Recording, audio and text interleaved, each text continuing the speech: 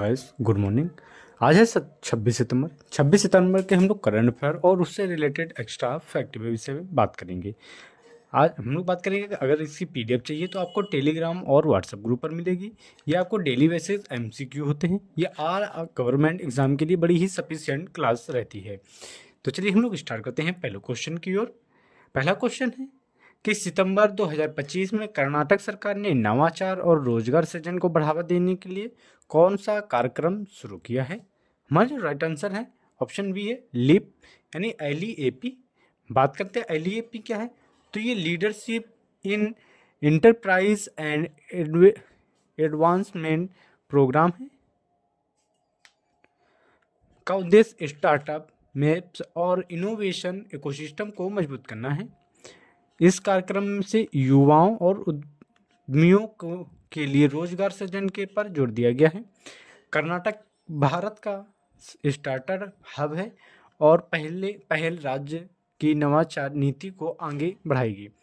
बात करें कि अगर आपसे क्वेश्चन में पूछा जाए कि भारत का स्टार्टअप हब कौन सा है, तो हमारा जो राइट आंसर है वो कर्नाटक रहेगा। नेक्स्ट क्वेश्चन की बात करते हैं हम लोग कि सितंबर 2025 में किस देश ने वैश्विक स्टेम यानी STEM यानी साइंस टेक्नोलॉजी इंजीनियरिंग और मैथमेटिक्स प्रतिभाओं को आकर्षित करने के लिए के वीज़ा की शुरुआत की है। तो ये चीन ने की है। किसने? चीन ने। बात करते हैं कि की वीज़ा का उद्देश्य तो वैश्विक वैज्ञानिकों शोधकर्ताओं तकनीकी विशेषज्ञों को आकर्षित करना है। यह visa AI, quantum computing, green technology और अंतरिक्ष अनुसंधान जैसे क्षेत्रों के लिए प्राथमिकता देगा। इस कदम से चीन स्टीम सेक्टर में वैश्विक नेतृत्व को मजबूत करना चाहता है। नेक्स्ट क्वेश्चन है कि सितंबर 2025 में जहाज निर्माण को बढ़ावा देने के लिए कोचीन शिपयार्ड ने किस देश की कंपनी HD के साथ समझौता किया है। तो ये दक्षिण कोरिया के साथ किया है। बात करें कि HD Korea ship buildings and offshore engineering HD को और कोचीन शिपयार्ड ने यह समझौता किया है।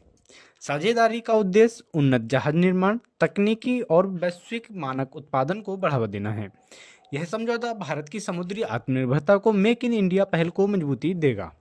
नेक्स्ट क्वेश्चन है कि सितंबर 2025 में MDL मझगांव और डॉक शिप बिल्डर्स लिमिटेड ने ग्रीनफील्ड शिपयार्ड स्थापित करने हेतु किस राज्य सरकार के साथ समझौता ज्ञापन MOU पर हस्ताक्षर किए हैं। इसका जो राइट आंसर है सी है तमिलनाडु।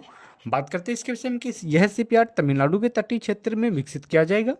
परियोजना का उद्देश्य जहाज निर्माण क्षमता निर्यात और रोजगार सृजन को बढ़ावा देगा। यह कदम भारत की समुद्री आत्मनिर्भरता और मेक इन इंडिया पहल के तहत महत्वपूर्ण है।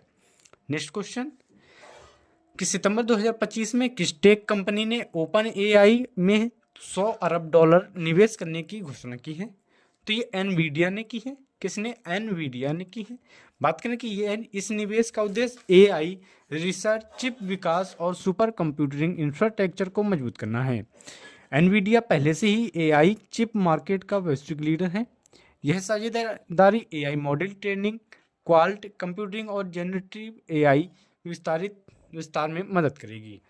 नेक्स्ट क्वेश्चन की बात करते हैं हम लोग कि सितंबर 2025 में डिजिटल लेंडिंग मानकों के उल्लंघन के कारण RBI ने किस कंपनी का लाइसेंस रद्द किया है। तो ये दत्ता फाइनेंस का किया है।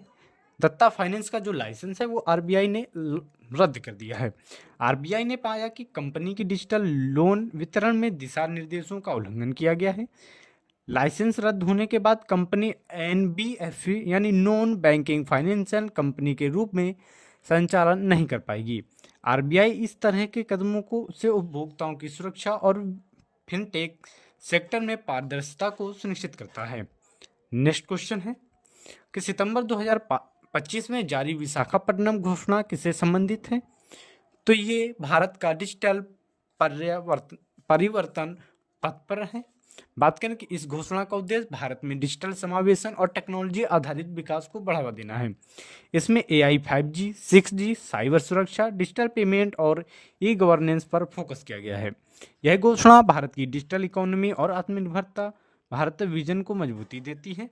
नेक्स्ट क्वेश्चन कि सितंबर 2025 में 92 वर्ष की आयु में किस महान क्रिकेटर अंपायर का निधन हुआ है। तो ये डिकी वर्ड का हुआ है। बात करें कि डिकी वर्ड इंग्लैंड के मशहूर अंपायर थे और उन्होंने अपने कैरियर में 60 से अधिक टेस्ट मैचों में और 60 से प्लस ओडीआई ओपनिंग की है। उनकी पहचान ईमानदारी, सटीक निर्णय और हाथ से पूर्ण व्यक्तित्व के लिए होती है। उन्हें क्रिकेट जगत में लेजेंडरी अंपायर के नाम से भी जाना जाता है। नेक्स्ट क्वेश्चन है कि सितंबर 2025 में doctor APJ Abdul Kalam science city का उद्घाटन किसने किया है? तो ये मुख्यमंत्री नीतीश कुमार ने किया है। बात करें यह साइंस सिटी पटना बिहार में स्थापित की गई है। उद्देश्य की बात करें तो ये वैज्ञानिक शिक्षा, अनुसंधान और नवाचार को बढ़ावा देगा। नेक्स्ट क्वेश्चन बात करें आगे कि इसमें इंटरैक्टिव गैलरी, प्लेनेटेरियम और इनोवेशन हब जैसी सुविधाएं शामिल हैं। नेक्स्ट क्वेश्चन है कि ग्लोबल डिजिटल नोमैड रिपोर्ट 2025 के अनुसार कौन सा देश शीर्ष पर रहा है?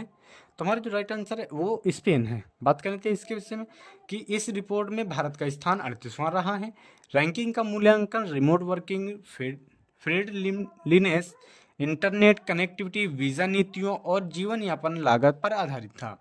डिजिटल नोमैड संस्कृति से पर्यटन, गिग इकोनॉमी, वैश्विक टैलेंट मोबिलिटी को बढ़ावा मिलता है।